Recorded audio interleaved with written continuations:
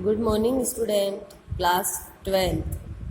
हम पढ़ रहे थे हरिवंश राय बच्चन की कविता। ठीक है, उसमें हमारे जो पैराग्राफ हो चुके थे, उसके बाद आपके 4 पैराग्राफ और बाकी हैं। आज हम 1 और 2 पैराग्राफ और पढ़ेंगे। इसके पहले जो पाठ हो चुके हैं वो आपको अपनी कॉपी में करने हैं। मैं और जग और कहाँ का नाता, मैं बना बना कितने जग रोज मिटाता। जग जिस पृथ्वी पर जोड़ा करता वैभव, मैं प्रतिपग से उस पृथ्वी को ठुकराता। यहाँ पर जो है, जो कवि हैं, आत्मपरिचय से लिया गया है ये कविता, और कवि अपना तथा संसार का लक्ष्य अलग अलग बताते हैं। उन्होंने संसार के जीवन के बारे में पहले पैराग्राफ में भी बताया है। उनको उस दुनिया से कोई लेना देना नहीं है। कवि कहता है कि इस संसार से उसका कोई संबंध नहीं। उसके अनुसार संसार के लक्ष्य अलग अलग हैं, और कवि सत्य की खोज के लिए आध्यात्मिक ज्ञान को पाने लगा है। तो संसार भौतिक सुख सुविधाओं के संग्रह में लीन है। जो संसार है वो किसमें? अच्छा खाना, अच्छा पीना, अच्छा घूमना, इस सुविधाओं में लगा है। और जो कवि हैं वो आध्यात्मिक ज्ञान पाने में लगे हुए हैं। तो दोनों की जो सोच है वो अलग अलग है। कवि होने के नाते वह अपनी कल्पना में अनेक लोगों का निर्माण करता है, यानी रोज अलग अलग दुनिया बनाता है।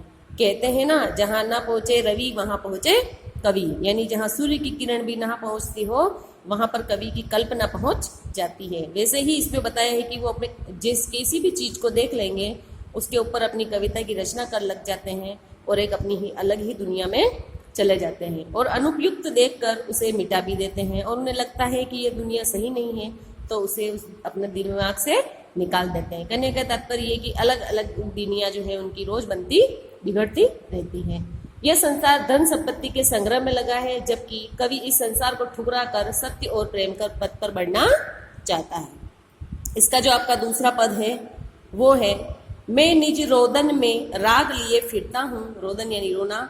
शीतल वाणी में आग लिए फिरता हूँ। जिस पर भूपों के प्रासाद निछावर, मैं वह खंडर का भाग लिए फिरता हूँ। कवि कहता है इसमें अपने प्रियतम के विरह में उसके नेत्रों से जो आंसू टपकते हैं, तो उसमें भी वह संगीत का राग छिपा होता है। विरह की अग्नि ही उसे शीतल और मधुर वाणी में कहे गए गीतों में व्यक्त होती है। कवि को विशाल राजभवनों की दरकार नहीं, वह तो सिर छिपाने के लिए एक टूटे फूटे भवन को पाकर ही संतुष्ट हो जाता है। यानी उसे कोई मोह, कोई लालच उसे नहीं है। बस वो तो अपने प्रियतम यानी अपनी पत्नी, हरिवंश राय बच्चन की जो पत्नी है वो उनसे बिछुड़ जाती है। उसके बाद उन्होंने सारी ऐसी ही कविताओं की रचना की है। तो वो कहते हैं वो जो आंसू टपकते हैं ना, उसमें भी संगीत का राग है, और जो आग होती है मैं तो उसमें भी शीतल और मधुर वाणी के गीतों को ढूंढ लेता हूँ, वो भी व्यक्त करती है। और कह रहे हैं मुझे कोई राजभवन की दरकार नहीं, मुझे कोई बड़े बड़े सपने नहीं है, मुझे सिर्फ सिर छुपाने के लिए एक टूटा फूटा भवन भी होगा तो मैं उससे संतुष्ट हो जाऊंगा। ठीक है, आपके जो ये 2 पद हैं यहाँ आज कंप्लीट होते हैं। कल हम इसके दोनों अंतिम पद पढ़ेंगे, और इसकी जो एक कविताएं और है, दिन जल्दी जल्दी ढलता है, वो भी पढ़ेंगे।